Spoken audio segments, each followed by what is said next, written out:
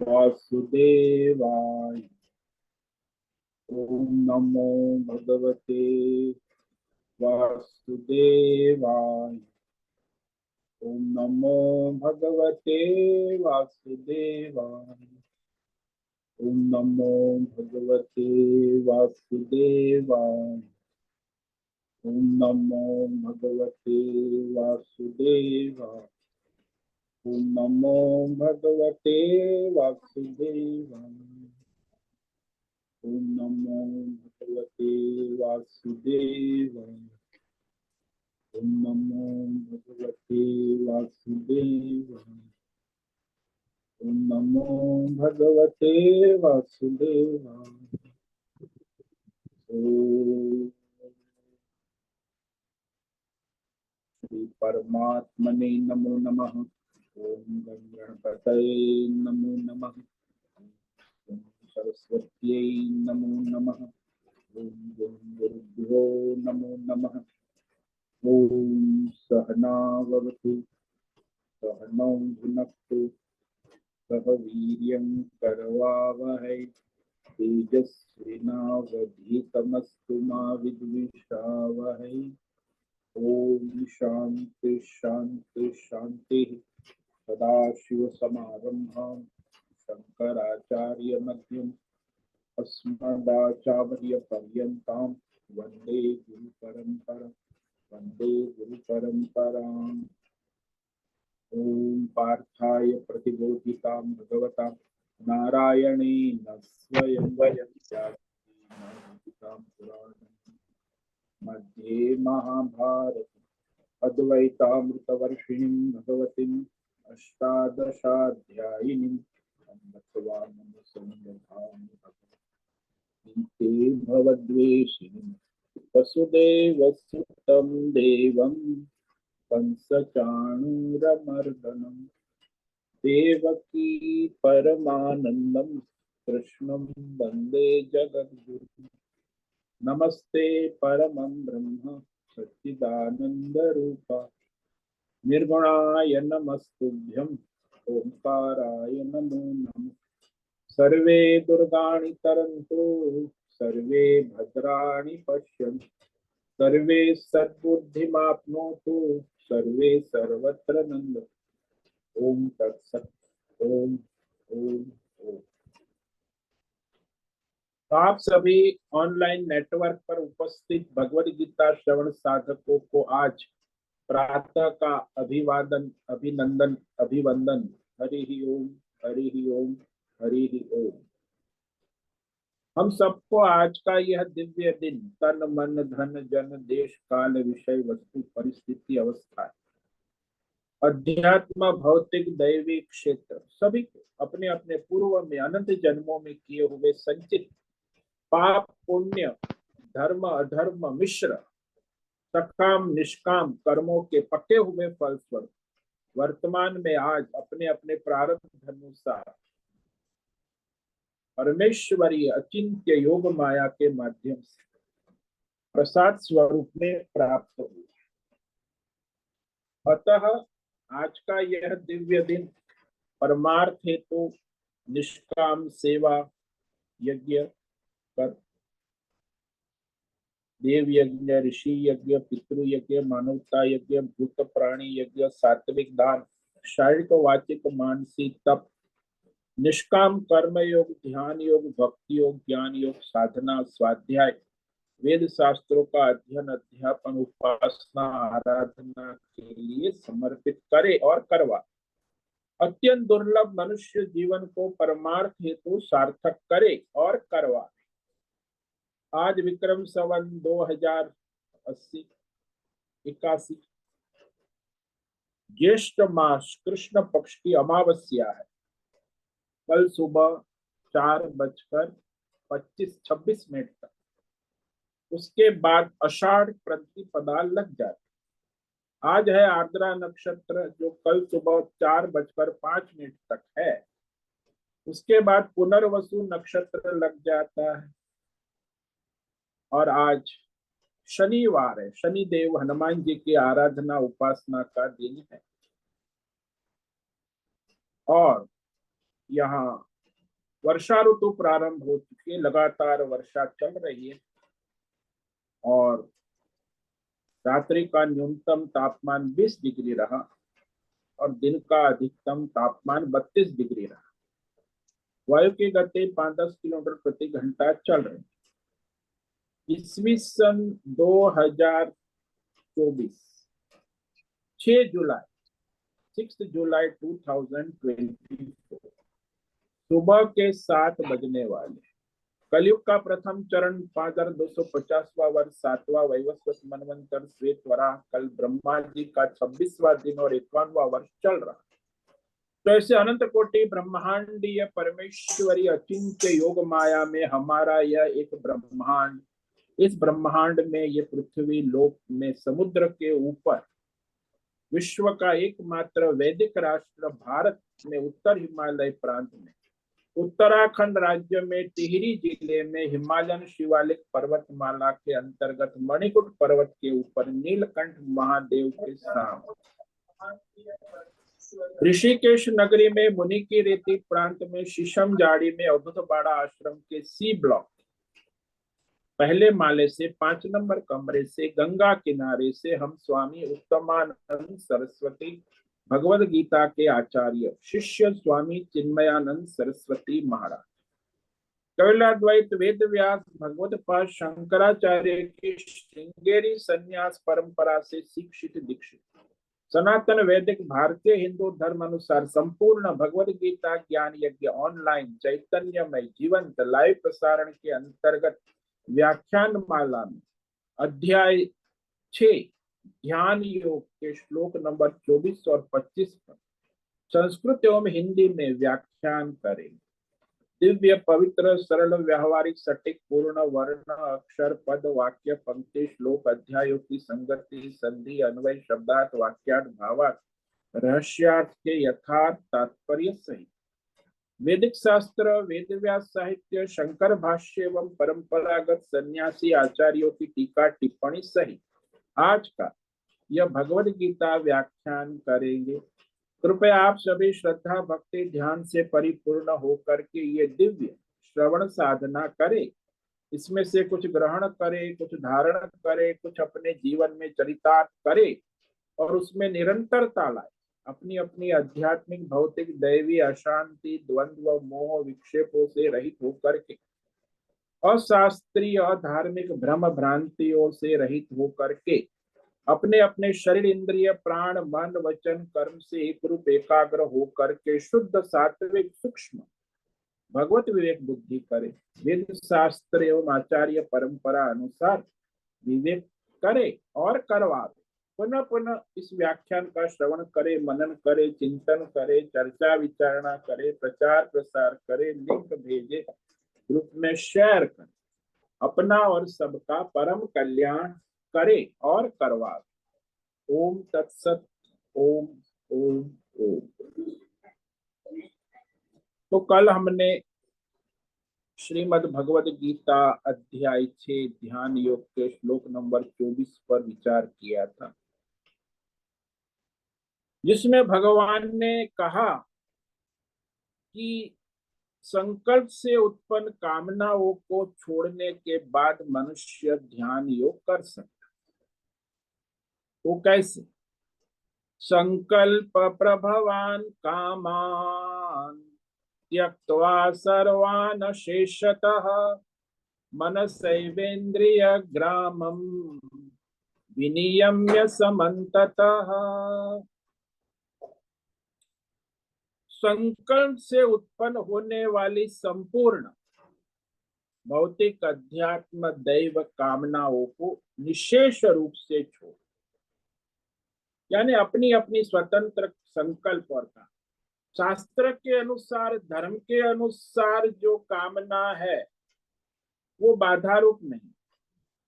जो अपने मनमानी जो संकल्प है, कामनाएं है, वासनाएं है, जैसे मुझे अच्छा लगता है, ये तो आप अपने को अच्छा लगता है। आजकल तो जमाना है मुझे अच्छा लगता है मैं करता हूँ, तो जो भी करते सबको वो अच्छा लगता है। शराबी को शराब अच्छा लगता है, भोगी को भोग अच्छा लगता है, मांसाहारी को मांसा को अच्छा लगता है।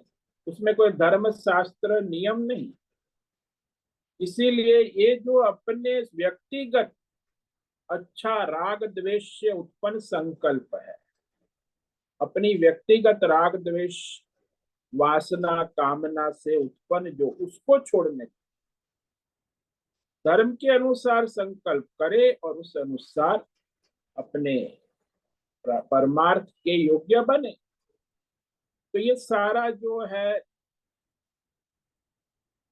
अधर्म को त्यागने की बात, धर्म को त्यागने की बात। धर्म अनुसार कामना तो कल्याणकारी, और मन इंद्रिय को संबंध संयमित नियमित रखे और फिर वो अपनी साधना में आगे बढ़े। तो संकल्प प्रभवान कहा। ये संकल्प जो अपना है कि मुझे ये अच्छा लगता है, ये सबसे बड़ा भ्रम है। इसको शोभन अध्यास कहते हैं शास्त्र में। अच्छा लगता है तो मैं करता। भगवान ने कहा संकल्प प्रभवान, इस दृष्टि से भी कह दिया कि कुछ मनुष्य जो है उसका धर्म है, जीवन है, तो उसके अनुसार वो अपना स्वधर्म करे। तो सामान्य धर्म है, भूख लगती है, प्यास लगती है, अपना कर्तव्य है, स्वधर्म है।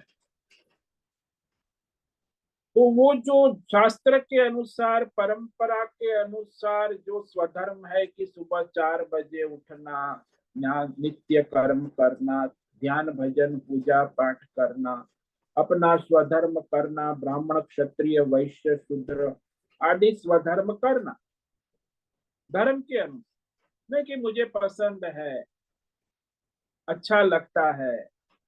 अरे मैं तो ब्राह्मण हूँ लेकिन मुझे बैंक में पैसा गिनना अच्छा लगता है। अरे तो ब्राह्मण है तो अपना स्वधर्म कर। अच्छा लगता है वो तेरा स्वधर्म नहीं है, वो परधर्म। लेकिन आज के जमाने में हर मनुष्य, माता पिता भी यही कहते हैं, आचार्य भी, तो तुम्हें जो अच्छा लगे वो कर। ऐसा नहीं कि जो धर्म में कहा है, शास्त्र में कहा है, परंपरा से जो हो रहा है वो करो। धर्म शास्त्र परंपरा से करना तो कल्याण है। इसीलिए इस प्रकार के अपने व्यक्तिगत संकल्पों को छोड़ना, उससे उत्पन्न कामनाओं को, कामनाओं का त्याग पूर्णतः कहा है कि उसे महत्व न देना। संकल्प प्रभव कामनाओं को त्याग की बात कही है, तो नित्य कर्म धर्म कर्म के त्याग की बात नहीं कही। तो कोई भी संकल्प छोड़ो ऐसा नहीं, धर्म संकल्प करो लेकिन अधर्म का पाप कामना न करो। ये बात पहले भी कहते आए हैं। नित्य कर्म है, धर्म है, स्वधर्म है, कर्तव्य है। तो वो जीवन आवश्यकता, जीवन की पूर्ति के लिए जो आवश्यक है वो सारे धर्म कर्म करो, वो ईश्वर को समर्पित भाव से करो, तब तुम्हारा मन बुद्धि भगवतमय होने की संभावना है। अहंकार से करोगे तो फिर बंधन में आ जाओगे। तो संकल्प प्रभवन, मानो कि आपको भूख लगी है तो खा लो दाल रोटी, लेकिन कहीं मुझे तो यही चाहिए। हमारे यहाँ एक साउथ से आए हैं तो उनको तो आश्रम का खाना अच्छा ही नहीं लगता, तो वो तो बाहर होटल में घूम जाते हैं, यहाँ वहाँ ऋषिकेश में, वहाँ कहाँ कहाँ होटल है, कहाँ खाना अच्छा मिलता है। तो उनका पूरा ऋषिकेश का उसके पास रिकॉर्ड है। आश्रम का खाना उसे अच्छा लगता ही नहीं, तो हमेशा वो बाहर ही जाता है। क्यों? उसकी वासना, अरे भाई जो मिला, साधना करने आए हो तो भाई जो मिल गया आश्रम में दाल रोटी सब्जी खा लो और भगवान का भजन करो। तो भजन करने आए हैं लेकिन आश्रम का खाना हमें, तो ऐसे मनुष्य कोई साधना नहीं कर सकते। क्योंकि भूख तो मिटानी अच्छी बात, लेकिन ये सब कामना करके, संकल्प करके वो विषय जो अच्छा लगता है उसी की कामना को छोड़ने को। जो आवश्यक धर्म कर्म है वो तो आवश्यक है, शास्त्र के अनुसार जीवन निर्वाह धर्म कर्म। तो ये जो मनमानी कामना है, राग द्वेष जिसको कहते हैं, सबके अपने अपने राग द्वेष, मुझे ये पसंद है, मुझे, वो राग द्वेष को पूर्णतः छोड़ के शास्त्र धर्म आचार्य परंपरा के अनुसार अपना जीवन निर्वाह करे, उसके सिवा और कोई संकल्प ना। तो सर्व का रहस्य ये हो गया कि पूरा का पूरा राग द्वेष छोड़ना होगा। जब तक राग द्वेष नहीं छोड़ोगे तुम कोई भी योग साधना नहीं कर सकते। राग द्वेष ही मनुष्य को अनेक प्रकार की कामनाएं उत्पन्न कर संसार में घुमाता रहता। इसलिए आचार्य ने कहा कि अशेषतः पूर्ण रूप से, यानी निर्लेप हो जाए, अपनी कामना वासना राग द्वेष से निर्लेप। जैसे किसी के बर्तन में लहसुन का छोंक पड़ा है तो उसके बाद में बर्तन को धोने के बाद भी उसमें लहसुन की गंध बनी रहती।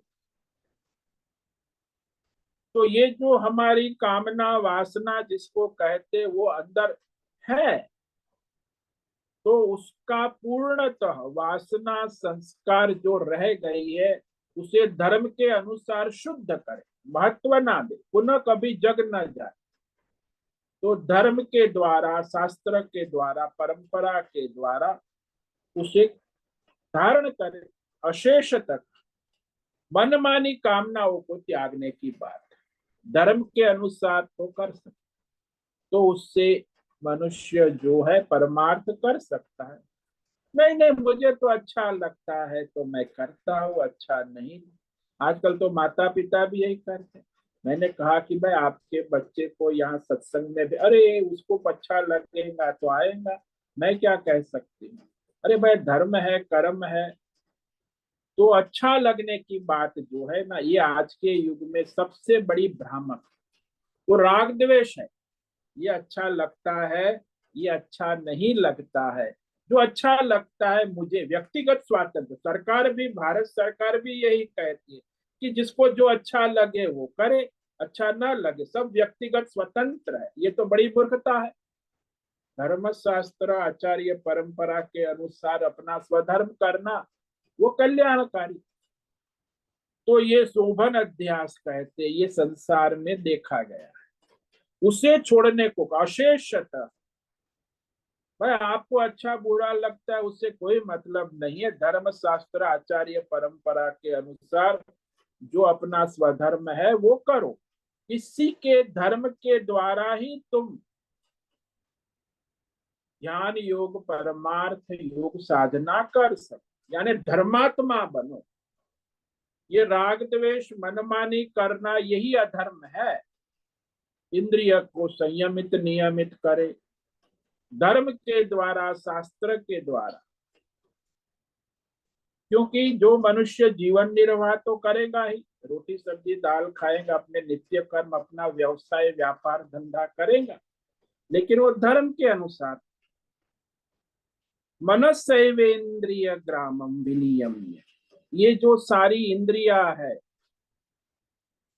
दसों दस इंद्रिय, इसलिए इंद्रिय को ग्राम कहा, इंद्रिय ग्राम। इसको शास्त्र के अनुसार धर्म के अनुसार नियंत्रण करना, नियम के अनुसार। दो प्रकार का संयम है हमारे शास्त्रों में। एक तो इंद्रियों का संयम नियम, जैसे हठ योग में करते, एकदम रोक देना। हठ योगी इसका ज्यादा प्रयोग करते हैं कि सभी इंद्रियों को, मन को रोक कर अपने ध्यान में, वो ध्यान हठ योगी का ध्यान। और दूसरा हमारे वैदिक सनातन धर्म में कहा कि इंद्रियों को संयमन नियमन करे। वेद शास्त्रों में कहा यदि तुम विषयों से इंद्रियों को दूर भी रखोगे तो भी अंदर उसकी कामना वासना खींचेंगी,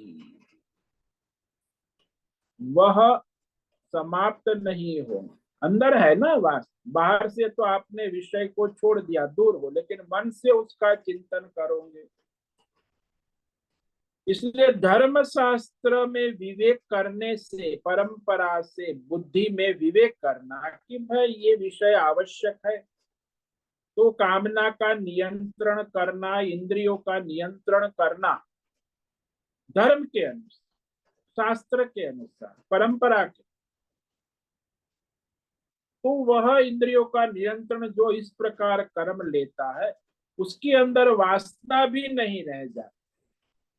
धर्म शास्त्र परंपरा विवेक युक्त जो बुद्धि है, उसके द्वारा जब हम हमारे जीवन का नियंत्रण कर लेते हैं, तो फिर वह काबू में हो जाता है।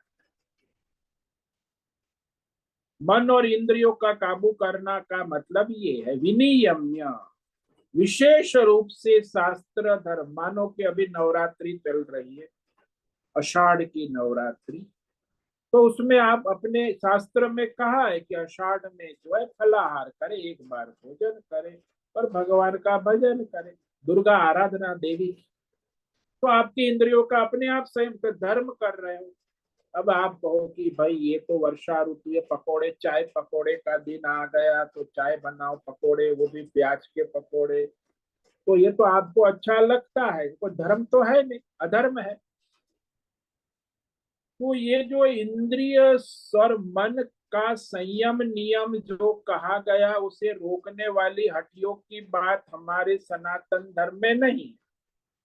उसे धर्म के अनुसार, शास्त्र के अनुसार कामना वासना रहित करना। हमारे वैदिक धर्म में तो ऐसा ही है। रोज हम प्रार्थना करते कि हम 100 साल स्वस्थ रहे, मस्त रहे, सुनते रहे, बोलते रहे, आते रहे, जाते रहे, और अपना कल्याण करे, दूसरों का कल्याण। तो जो हम धर्म के अनुसार जिएंगे शास्त्र, तो 100 साल हम जी पाए। अन्यथा ये जो हमारा वैदिक सनातन धर्म है, वो धर्म को ही महत्व देता है, और धर्म के सिवा मनुष्य का कल्याण नहीं, वो भी वैदिक धर्म, सनातन धर्म। तो वैदिक धर्म शास्त्र में जो कहा गया है, उस अनुसार यदि हम अपनी 10 इंद्रिय और मन को प्रवृत्ति निवृत्ति में रखेंगे, तो हम फिर योग साधना की योग्यता प्राप्त करेंगे। जिसके धर्म शास्त्र के अनुसार 10 इंद्रिय मन प्रवृत्त निवृत्त नहीं होता, मनमानी होता है, उससे कोई धर्म भी नहीं हो सकता। जब धर्म ही नहीं हो सकता, तो योग साधना की तो कोई संभावना ही नहीं है। इसलिए धर्म शास्त्र से विरुद्ध प्रतिकूल जो भी प्रवृत्ति निवृत्ति मनुष्य अपनी मनमानी कामना से करता है, वही वासना कामना उसे बंधन में डालती है, अधर्म में, वो अधर्मी है, अधर्म में ले जाती है। तो परमार्थ कहां से करेगा? तो सभी प्रवृत्तियों पर धर्म शास्त्र परंपरा का नियंत्रण, इसी को विनियम्य कहा। जैसे किसी को विवाह करना है, भाई 2 लड़कियां है, माता पिता की 2 ही लड़की है, लाडली है, वैष्णव परिवार है, वाणिया है, सूरत में रहते हैं। मैं भी उनको जानता हूँ, दोनों सत्संग में भी आती। तो बड़ी वाली कॉलेज में चली गई, छोटी वाली हाई स्कूल में है, दोनों पढ़ती है, दोनों धर्म कर्म भी करती है, पूजा पाठ। अब बड़ी वाली जो है, उसको विवाह के लिए बड़ी हो गई, तो फिर उसका वह कॉलेज में किसी जैन युवक के साथ प्रेम हो गया। अब वो जैन है, ये वैष्णव है। हमने समझाया, माता पिता ने समझाया कि ये तो आपके लिए उचित नहीं है, धर्म शास्त्र परंपरा अनुसार आपका जीवन बर्बाद हो जाएगा, आप तो इससे बर्बादी की ओर हो।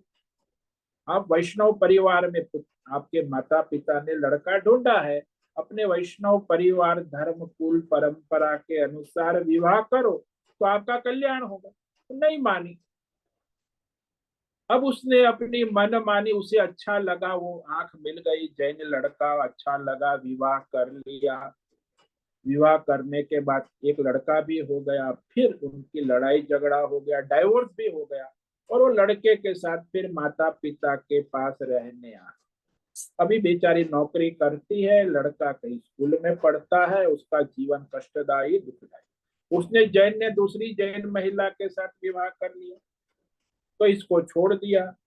अब ये देखो मनमानी, माता पिता ने समझाया, हमने समझाया, लेकिन वो धर्म शास्त्र परंपरा कुल को न स्वीकार कर मनमानी, तो दुर्गति का कारण बन गया। उसकी छोटी बहन थी, उसका तो विवाह उसी वैष्णव परिवार में, उसके माता पिता, हमने भी उसको देखा कि हाँ ये परिवार, ये पुत्र, ये लड़का संस्कारी है, तो उसका विवाह करना उचित है, उसका जीवन कल्याणकारी धन्य होगा, तो विवाह कर लिया। तो छोटी वाले भी मस्त मौज में रहती है, उसके भी दो बेटे हैं, एक बेटी है, वह परिवार में धर्म करती है, पूजा पाठ करती है, सबकी सेवा करती है, मस्त रहती है। तो बड़ी ने अपना जीवन बर्बाद कर दिया, छोटी वाली नियम के अनुसार, शास्त्र के अनुसार। तो ये हुआ कि भाई तुमको अच्छा लगा और तुमने किया और बर्बाद हो गए। कोई भी चीज आप जान लो कि जो आपको अच्छा लगता है और शास्त्र धर्म परंपरा के अनुसार नहीं है, और यदि आप करोगे तो आप डेंजर जोन में, बर्बादी के सिवा कुछ नहीं मिलेगा, और उसके लिए सावधान। समन्ततः सभी प्रवृत्ति के ऊपर हमारा नियंत्रण होना चाहिए, धर्म का, शास्त्र का, कुल परंपरा, आचार्य परंपरा, इसी को यहाँ भगवान ने विनियमन कहा, नियमन नहीं, विशेष रूप से नियमन। जैसे मुस्लिम में होता है, वो लोग धर्म को बड़ा विनिमय करते, मुस्लिम बड़ा निष्ठापूर्वक, अच्छी बात है। हमारे लोग है स्वतंत्रता है, तो जिसको जो लगता है, कोई नियमन नहीं है, तो उसकी बर्बादी होती है।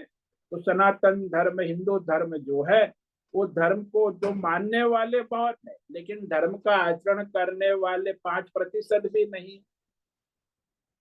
मुसलमानों में इस्लाम धर्म को मानने वाले हैं, लेकिन उसका आचरण करने वाले 90% है, 10% नहीं करते। सब नमाज पढ़ते हैं, धर्म नियम का पालन करते हैं, कुरान पढ़ते हैं, जप करते हैं, हमारे कितने लोग। तो ये सनातन धर्म के जो अनुयायी है, वो धर्म विरुद्ध, भगवान ने कहा कि मैं तो तुम्हारी कामना धर्म के अनुसार है, तो मैं तुम्हारे साथ। यदि आप धर्म के विरुद्ध मनमानी कामना करोगे, आपको अच्छा लगता है वो करोगे, तो फिर आपको अपना हिसाब स्वयं रखना होगा। दुर्गति मिलेगी, कष्ट मिलेगा, दुख मिलेगा, वो आप स्वयं अपने कर्मों का फल भोगोगे। तो इस प्रकार समन्ततः विनियम्य, सभी प्रवृत्ति के ऊपर हमें सुबह से शाम शास्त्र धर्म परंपरा कुल परंपरा आचार्य परंपरा का नियमन रहेगा, तो फिर हम परमार्थ कर सकेंगे। इसलिए गुरुकुल में ऐसा सिस्टम थी, घर में पहले तो हमारे माता पिता का नियम, आजकल तो माता पिता का भी कोई नियमन नहीं है, आचार्यों का नियमन नहीं है, शास्त्र धर्म तो पढ़ते ही नहीं है। तो एक मनमानी युग है, और उसमें समस्या स्वयं को भी है और दूसरों को समस्या कष्ट बांटते रहते हैं। तो इस प्रकार ये मनुष्य को नियमन संयमन करना है, विनियम्य समन्त, अच्छी तरह सभी ओर से अपना नियमन संयमन विशेष रूप से कहा, तो वही संयम है। शास्त्र के अनुसार चलना ही संयम है, शास्त्र परंपरा के अनुसार, धर्म के अनुसार अच्छी तरह नियमन हो जाता है। 10 इंद्रिय और मन को काबू में करो बोलते हैं, जब भोगी है मनमानी का, उसकी कभी काबू में हो ही नहीं, नियमन है ही नहीं। तो इस प्रकार कहने के बाद अब आपने जब पहला काम कर लिया कि आपकी इंद्रिय और मन को संयमन नियमन कर लिया, तो फिर क्या करना है, धीरे धीरे कर्म योग, ध्यान योग, भक्ति योग की साधना करे, वो भी धीरे धीरे। ये इला जोशी का यहाँ स्पीकर चालू है, इला जोशी डिस्टर्ब हो रहा है, इला जोशी।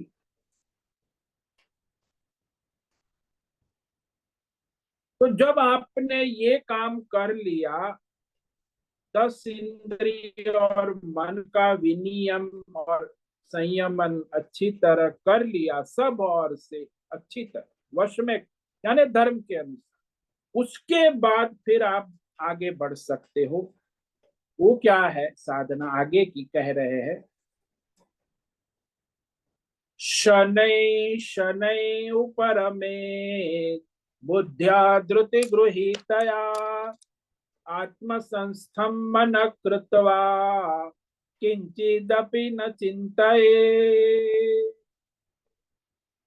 अब जब आपने 10 इंद्रिय और मन को धर्म शास्त्र के अनुसार संयमन नियमन कर लिया, तो क्रम से अभ्यास करते हो, फिर कर्म योग, ध्यान योग, भक्ति योग में लगे। ऊपर में धैर्य पूर्वक, विवेक बुद्धि से, धीरे धीरे क्रम से संसार के विषयों से उपराम हो और इंद्रिय, मन और बुद्धि को परमात्मा में स्थिर कर और किसी विषय का चिंतन न करे। तो यहाँ जो मनुष्य सांसारिक वृत्ति को छोड़कर भगवताकार वृत्ति में स्थिर करने का अभ्यास करे, क्योंकि अनेक जन्मों के संसार है संसारी वृत्ति, तो उस वृत्ति को छोड़कर भगवत वृत्ति का अभ्यास करे, धीरे धीरे संयम पूर्वक नियम। तो जैसे इंद्रियों पर, मन पर विजय प्राप्त करे, वाणी पर विजय प्राप्त करे और फिर अहंकार पर विजय प्राप्त करके जीवात्मा जो है परमात्मा को समर्पित हो। धीरे धीरे का महत्व है कि भाई रजोगुण से सत्व गुण में आए, तमोगुण से रजोगुण, रजोगुण से सत्व गुण और सत्व गुण से परमात्मा तत्व में लगे। परमार्थ तो सत्व गुण से ही होगा और किसी से तो परमार्थ हो नहीं सकता। सत्व गुण में परमार्थ कर सकते, इसीलिए पहले अपने रजोगुण को काबू में करें। धर्म के अनुसार जब व्यवहार करेंगे तो ये रजोगुण तमोगुणी प्रवृत्ति शांत हो जाएगी। सत्वगुणी प्रवृत्ति से धीरे धीरे आप परमार्थ कर सकते हैं। धैर्य पूर्वक करना, एकदम जल्दबाजी से नहीं हो। और आप सकाम कर्म करने वाले हैं तो धीरे धीरे सकाम कर्म से निष्काम, निष्काम कर्म से फिर ध्यान योग में आ सकते। तो कोई यहाँ सहसा एकाएक कोई साधना नहीं होती। भगवान का धैर्य पूर्वक धीरे धीरे क्रम से आगे बढ़े। तो ये जो क्रम है उसमें इंद्रिय, वाणी, मन का संयम। तो गाय की तरह वाणी का संयम करे, गाय जैसे अपनी वाणी का संयम करती है। बालक की तरह मन का संयम करे और जैसे अहंकार में सुषुप्ति रहित, तो सुषुप्ति में जैसे अहंकार का संयम होता, ऐसे अहंकार को संयमित करे धर्म के अनुसार, शास्त्र के अनुसार, परंपरा। और इसमें धैर्य होना आवश्यक, धैर्य पूर्वक करना आवश्यक है। इतना आप धैर्य करोगे उतनी आपकी साधना दृढ़ होती जाएगी। और फिर जब अंतकरण, मन, बुद्धि परमात्मा में स्थिर करे, संस्थम, मन बुद्धि परमात्मा में स्थिर करके फिर और कोई विषयों का चिंतन ना करे, किंचिदपि न चिंतये। जब भगवत चिंतन में बैठ गए तो फिर वहां और कोई विषय का, तो पहले अपना नित्य कर्म कर्म धर्म कर्म कर ले, और फिर भगवत भजन में बैठ गए तो भगवत भजन के सिवा और मतलब, भाई आप सुबह उठ गए 4 बजे तो ध्यान करने बैठना है, तो पहले सारा नित्य कर्म निपटा ले। सारा कार्य नित्य होने के बाद फिर अपना ध्यान योग में बैठ जाए। तो यहाँ भगवान बहुत ही महत्व का सूत्र बताते कि इंद्रिय मन का नियंत्रण तत तत नियम्य। जिस जिस विषय में निमित्त में मन आकर्षित होता है, उस विषय निमित्त को नियम्य, उससे वापस लौटाए, यानी उसे परमार्थ में लगाए। पहले जाता है, जहां जाता है वहां से उसे वापस लाता है। वास्तव में वो बालक होता है, चंचल होता है, तो कहीं खेलने जाता है तो माँ देखती है कि अरे वो गाय के साथ खेल रहा है, उसमें उसकी, तो पहले उसे छोड़ देती है, वो गाय के पास जाता है, फिर माँ उसे धीरे धीरे, गाय को देखती है, उसको भी देखती है कि गाय उसे कोई हानि तो नहीं पहुंचा रही, तो खेलता है गाय के साथ। और फिर उसे यदि गाय कुछ करती है तो तुरंत हटा लेता। वो वहां गया गाय के पास, ऐसे ही मन है, उसको जहां विषय है, रुचि है, वहां जाए तो वहां से उसे धर्म पूर्वक विवेक पूर्वक हटा लेना। इसको कहते नियम। शब्दादि विषय निमित्त यथार्थ विवेक पूर्वक उसकी वास्तविकता का विवेक करके उसे वहां से हटाए। क्योंकि वास्तविकता का विवेक हो तो फिर उस विषय का आकर्षण, इच्छा, राग, द्वेष समाप्त हो जाता है। कि इसमें क्या है, जैसे किसको लगता है कि भाई संसार के विषय भोग में आकर्षण है, वास्तविकता समझ में आएगी तो उसका आकर्षण समाप्त हो जाए।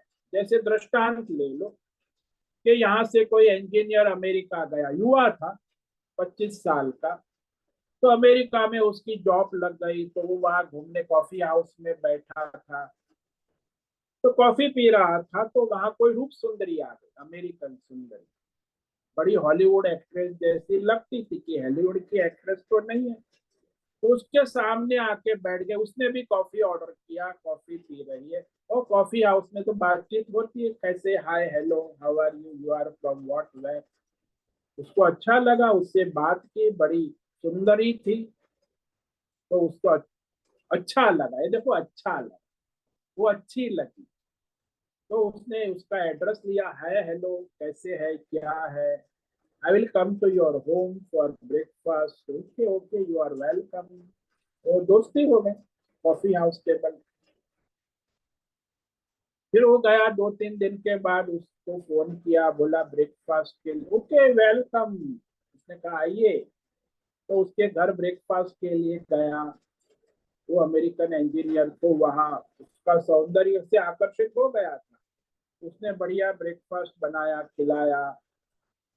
उसने कहा I like you, what you like. बोले I like your hair, I like your style, I I like your teeth, your smile. Oh okay, you my like my hair my teeth, you can take it home.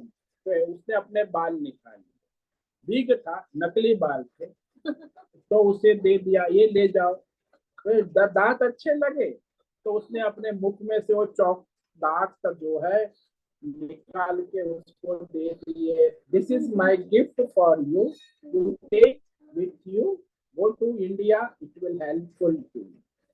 तो वो बेचारा भौचक्का हो गया। देखो अभी उसको उसमें राग था, आकर्षण था, तो वो सारा जो था वो एक क्षण में समाप्त हो गया। वो तो यहाँ तक सोच रहा था कि मुझे इसके साथ विवाह करना है, वो विवाह का संकल्प भी चला गया, आकर्षण। ओके तो बाय। देन वो कहा कि अब you will come again, okay okay I will try again when I will कम। अब वापस कहाँ आएगा, क्योंकि वो कहा कि वो विग भी वही छोड़ दिया, दाद भी वही छोड़ दिए, और वो इंजीनियर साहब अपने वास्तविकता का पता चला कि इसमें कोई सौंदर्य नाम की चीज है ही नहीं। ऐसे ही संसार में विवेक करना चाहिए कि जिस विषय में आकर्षण है उसके आकर्षण की क्षमता अज्ञान के कारण, उस विषय का यदि ज्ञान हो कि उसका वास्तविक स्वरूप क्या है, तो विषय का आकर्षण समाप्त हो जाता है। वो विषय फिर आकर्षण का विषय नहीं रहता। तो यही सनातन नियम है शास्त्रों का कि विषय की यथार्थता को जानोगे, समझोगे, देखोगे, तब पता लग जाएगा कि ये केवल काल्पनिक आभास मात्र भ्रम था। इसमें कोई अच्छाई नाम की चीज है ही नहीं, कुछ नहीं है, खाली ढकोसला है। तो इस तरह विवेक करना आवश्यक, ये प्रक्रिया है। शास्त्रों में कहा इस अनुसार मनुष्य जब विवेक करेगा तो संसार का आकर्षण धीरे धीरे कम होने, वो भी धीरे धीरे, समय का ना। तो हमारे शास्त्रों में आचार्यों ने इस पर बड़े विस्तार से बताया है कि जिस शब्द में, जिस वृत्ति में मन जाए, विचार करे कि वह शब्द क्या है, वृत्ति क्या है, विषय क्या है, और उसके गुण का विवेक करे, दोष का विवेक करे। शब्द जो है वो आकाश का विषय है, वृत्ति है, और फिर क्या, उससे विवेक करे कि इसमें वास्तविकता क्या है।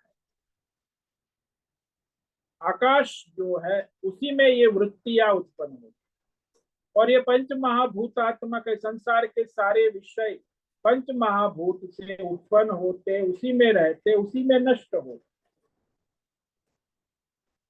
तो इस प्रकार मन को बार बार विवेक पूर्वक, भाई गंध आ रही है तो गंध किसकी है, पृथ्वी की है, और पृथ्वी में गंध है, बोले नहीं, पृथ्वी के अतिरिक्त क्या है, बोले उसमें परमात्मा है। तो गंध किसकी है, बोले परमात्मा की है। तो मन को, बुद्धि को परमात्मा की ओर ले जाए, क्रम से देखिए। कोई भी विषय है, भाई गुलाब में सुगंध है तो सुगंध कहाँ से आती है, सुगंध का मूल गुलाब नहीं है। गुलाब के अंदर पंच महाभूत पृथ्वी है, अग्नि है, और वो पंच महाभूतात्मक तत्व के द्वारा माया से उसमें गंध प्रतीत हो रही, वो गंध जो है वो परमात्मा ही है, गुलाब की गंध नहीं है। तो इस प्रकार परमार्थ विवेक करते हैं, क्योंकि ये आभास होता है। विवेक करेंगे तो पता चलेगा कि वास्तविकता संसार में परमात्मा ही है, बाकी सब आभास मात्र बना हो, प्रतीति, जिसको आभास कहते। प्रकृति मात्र जो है उसमें विवेक करे, कोई भी विषय ले, उसका मूल स्वरूप जो है वह परमात्मा ही है। इसीलिए समन्तत विनियम्य उसे परमात्मा की ओर ले जाए, आत्मन एवं वशम नए, अपने परमात्मा में जोड़ने का अभ्यास करे। इंद्रिय मन के सारे विषय विकार उसे कहते विनियम। अब मूल तत्व तो परमात्मा ही है, जो जितना जितना अभ्यास करेंगे उतने उतने परमात्मा से एकत्व होता चला जाए। जैसे किसी को गहने में आसक्ति है, उसको कहे सुवर्ण तत्व है, अंगूठी है, नेकलेस है, बैंगल्स है, चेन है, सारा जो है सुवर्ण तत्व ही है। तो सुवर्ण की बुद्धि करेगा तो उसकी गहनों की आसक्ति और आकर्षण समाप्त हो जाएगा। मूल तत्व का विवेक, अरे भाई ये गहने तो काले नाम मात्र के, वास्तव में ये सुवर्ण ही है। तो इस तरह जहां जहां मन जाता है वहां से उसको मूल तत्व परमात्मा में लाए, जिसे कहते हैं रोकना, यानी परमार्थ की ओर ले जाना। जब निमित्त को आभास कर दिया, धीरे धीरे यह अभ्यास करने से वह मन बुद्धि परमार्थ में लगने लगती है। क्योंकि संसार के विषयों का वास्तविक स्वरूप तो परमात्मा ही है, लेकिन अज्ञान से वो नाम रूप उपाधि दिखती है, तो आकर्षण करती है कि ये वास्तविक है, ये सत्य है। लेकिन जब वास्तविकता का विवेक करे, गहनों की वास्तविकता जैसे सोना है और खिलौने की वास्तविकता जैसे मिट्टी है, ऐसे ही संसार की वास्तविकता परमात्मा ही है।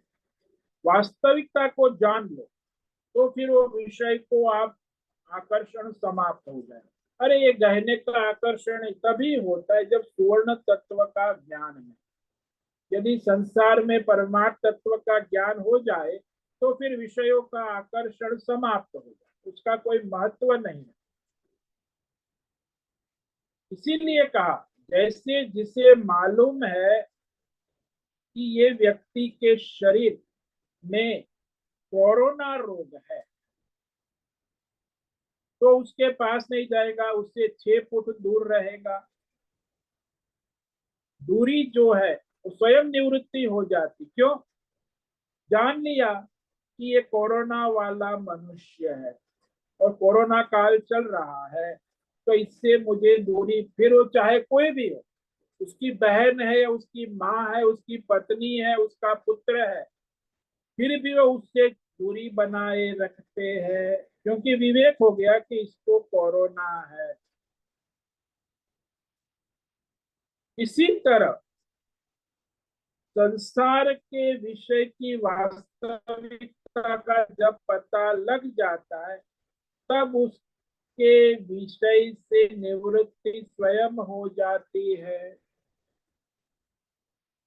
आचार्य ने तरीका बताया कि किसी भी विषय का विश्लेषण करने की अपेक्षा उस विषय के सामने से आ रहा है उसको परमात्मा में लय करते जाओ। आत्मन्येव वशम नहीं। कोई भी विषय आया, ओम नमो नारायणाय, ओम नमो नारायणाय, ओम नमो नारायण, भाई नारायण में लय करते, भाई जो भी है। अनात्मा से हट जाने पर मन स्वभाव से परमात्मा में प्रशांत हो जाता है। तो जैसे आप सोचते हो कि हम अपने मन को, इंद्रियों को काबू में करेंगे, लेकिन वो परमात्मा को समर्पित हुए बिना काबू नहीं हो सकते। वो हम कहते हैं ना कि कुत्ते की पूंछ को 1 महीने तक पाइप में रख दो, 1 महीने तक वह सीधी रहेगी, परंतु जैसे ही पाइप से हटाओगे फिर टेढ़ी हो जाएगी, क्योंकि उस कुत्ते की पूंछ का स्वभाव ही टेढ़ा है। इसी प्रकार मन इंद्रिय को चाहे कितना भी समय तक नियंत्रण करो, ध्यान में लगाओ, वो अपने मूल स्वरूप में आ जाता है। चंचल है, अस्थिर है, फिर हो जाएगा। थोड़ी देर के लिए शांत रहता है, संयम्य। तो यहाँ उसे संसार के विषयों का यदि विवेक है, वास्तविकता का विवेक है, तो फिर वहां नहीं जाए। तब तक मन को बाहर विषयों से खींचने वाला विवेक करना आवश्यक। जिसको विवेक हो गया उसका मन फिर वहां वापस नहीं जाएगा। जैसे वो अमेरिकन इंजीनियर अमेरिका गया था, वो हॉलीवुड सुंदरी, अब उसका मन वहां वापस जाएगा? क्यों? उसका विग और उसके दांत को देखकर ही वो, फिर उसका मन वास्तविकता जानने के बाद फिर मन वहां जा ही नहीं सकता। उसकी संयम नियम अपने आप हो जाता। तो जैसे इंद्रिय और मन ऐसा संयमित नियमित होकर परमात्मा में लग जाता है, तब क्या होता है? जब तक मन इंद्रियां संयमित नहीं होगी, परमात्मा में नहीं लगेगी, कोई योग साधना नहीं हो सकती। तो पहला काम जो है, इंद्रिय और मन का संयमन नियमन करना। यदि आपने कर लिया तो फिर आगे क्या होता है ये अब कह रहे हैं। इस श्लोक को आज पढ़ेंगे, इस पर व्याख्यान कल करेंगे। प्रशांत मन संयेनम योगिनम सुखमुत्तमम उपैति शांत रजसम ब्रह्मभूतम कल्मषम। तो जिसकी इंद्रिय और मन की चंचलता शांत हो गई, उसके सारे क्लेश समाप्त हो गए हैं और सभी परमात्मा है ऐसा जिसे दृढ़ निश्चय हो गया है, वह सारे संसार से रहित है, ऐसे ध्यान योगी को परम सुख का लाभ मिलता है, यानी परमानंद का लाभ। इस श्लोक पर हम कल विचार करेंगे। तो आज जिस श्लोक पर विचार किया उसमें मनुष्य को सबसे पहला जो है इंद्रिय और मन को धीरे धीरे काबू में कर धर्म में लगाए और धर्म के बाद उस मन को परमार्थ में लगाए। शनै शनै उपरमे बुद्ध्या धृति गृहीतया आत्मसंस्थं मन कृत्वा किंचिदपि न चिंतये। तो धीरे धीरे क्रम से इंद्रिय और मन को उपराम कर, यानी धर्म में लगाए, शास्त्र में लगाए, परंपरा में। फिर धैर्य पूर्वक यदि मन उपराम हो गया तो फिर आप मन बुद्धि को परमात्मा में स्थिर करें। जब मन बुद्धि इंद्रिया परमात्मा में स्थिर हो गई तो फिर पंचित अभी न चिंताए, फिर और किसी विषय का चिंतन ना करें। ओम नमो नारायणाय। ओम नमो ओम नमो नारायण। नारायणाय। ओम नमो नारायणाय। ओम नमो नारायणाय। ओम नमो नारायणाय। ओम नमो नारायणाय। ओम नमो नारायणाय। ओम नमो नारायण। ओम पूर्णमद ओम सर्वे ओम कायेन वाचा मनसेन्द्रियैर्वा बुद्ध्यात्मना वा प्रकृते स्वभावात् करोमि यद्य सकलं परस्मै नारायणायेति समर्पयामि। ओम सर्वे भवन्तु सुखिनः, सर्वे सन्तु निरामया, सर्वे भद्राणि पश्यन्तु, मा कश्चित् दुःखमाप्नुयात्। अस्तु मा सद्गमय, तमसो मा ज्योतिर्गमय, मृत्योर्मामृतङ्गमय। ओम पूर्णमद पूर्णमिदं पूर्णात् पूर्णमुदच्यते पूर्णस्य पूर्णमादाय पूर्णमेवावशिष्यते। ओम शांति शांति शांति। शंकरं शंकराचार्यं केशवं बादरायणं सूत्र भाष्य कृतौ वंदे भगवन्तौ पुनः पुनः। ईश्वरो गुरुरात्मेति मूर्तिभेद विभाग व्योमवद्व्याप्तदेहाय दक्षिणामूर्तये नमो नमः। ओम गुरुभ्यो नमो नमः। ओम तत्सत् ब्रह्मार्पणमस्तु। ओम ओम ओम।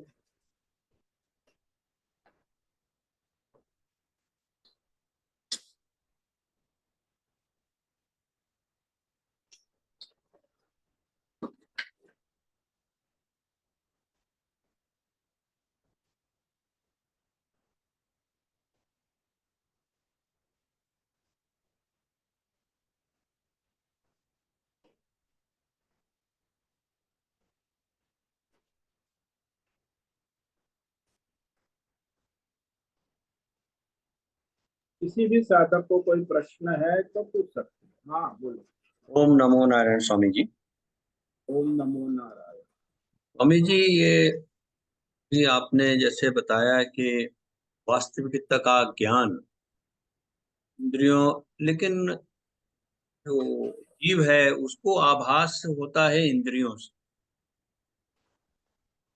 लेकिन जब जैसे ध्यान है तो उसमें जो आभास है, क्योंकि जीव को तो आभास तभी है जब पांच इंद्रियों से जो है उसको किसी तरीके का कोई फीलिंग या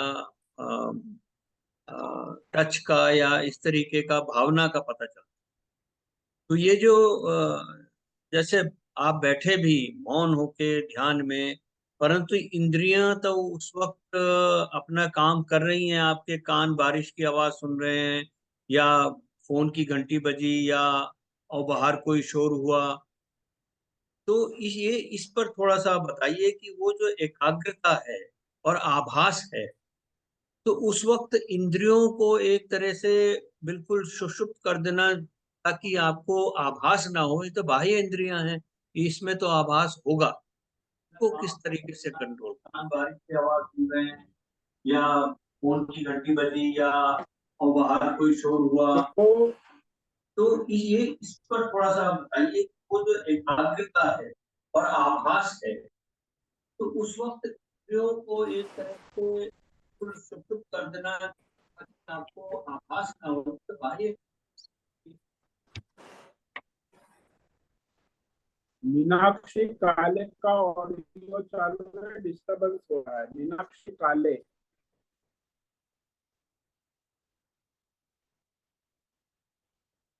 देखो शर्मा जी, की आपको ध्यान में बैठने के लिए पहले तो ऐसा स्थान एकांत जहाँ कोई इंद्रियों का डिस्टरबेंस ना हो, वहां बैठना हो।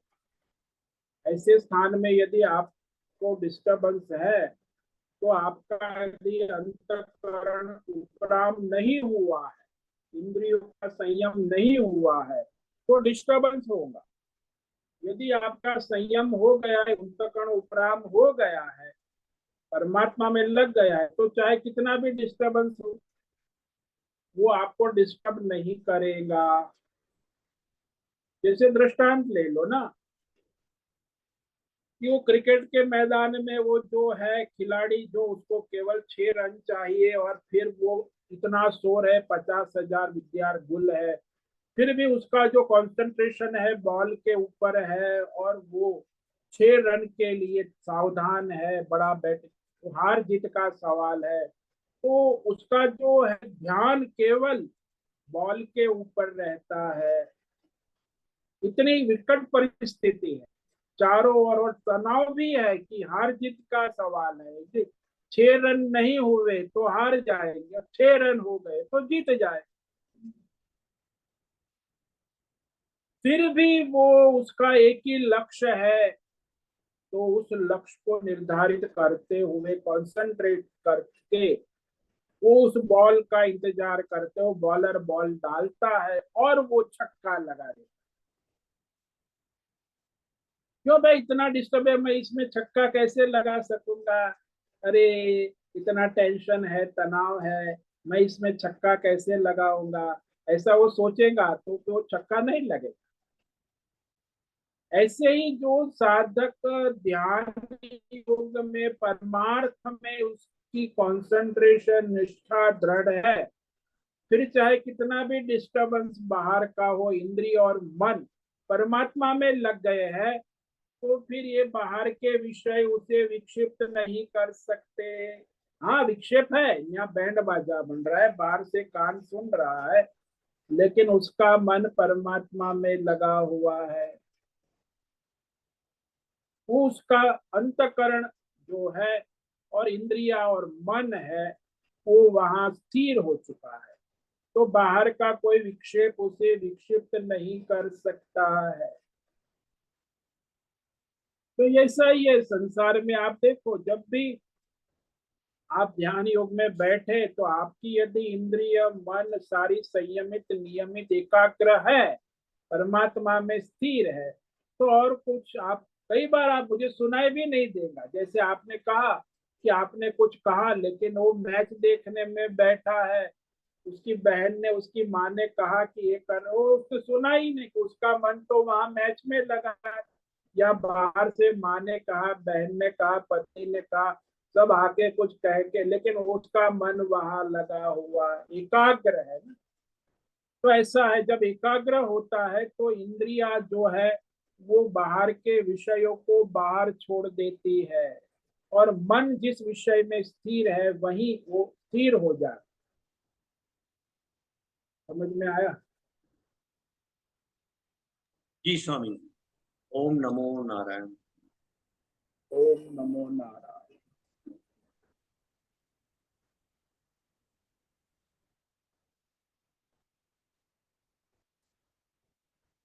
ठीक है, आज उपस्थित है अश्विनी गोटे होस्ट है, भद्रेश को होस्ट है, सीमा है, अजय रत्न पारखी, अमरेंद्र, अनंत कुलकर्णी, अनुराधा जेठे, आरती जादव, आशा कोटक, दीदी शर्मा, बीना चितलिया, जीवी कुमार, हेमा कोटक, इला जोशी, जयंती पांडा, नीलावती बड़ेकर, मीरा उच्चिल, मीनाक्षी काले, मोहन, नैना पुरोहित, प्रकज भट्ट, प्रभाकर अक्कल, पृथ्वीराज मालव, राजेश मोलकर, संजीवनी श्रीरंग रानडे, सुचिता पाटिल, सुनील ठाकुर, उर्वशी, उषा मेनन, विशाल बेड़े। तो आज इतने साधक उपस्थित है और आज यहाँ वर्षा लगातार हो रही है और लाइट भी नहीं है, इसीलिए ये जो हम आपको सत्संग में जो डिस्टर्ब हुआ तो लाइट के कारण। तो कल फिर मिलेंगे सभी साधकों को। ओम नमो नारायणाय। सबको ओम नमो नारायण स्वामी जी। ओम नमो ओम नारायण नमो नारायण स्वामी जी। ओम नमो नारायण स्वामी जी। ओम नमो नारायणाय। ओम नमो नारायण स्वामी जी। ओम नमो नारायणाय। धन्यवाद।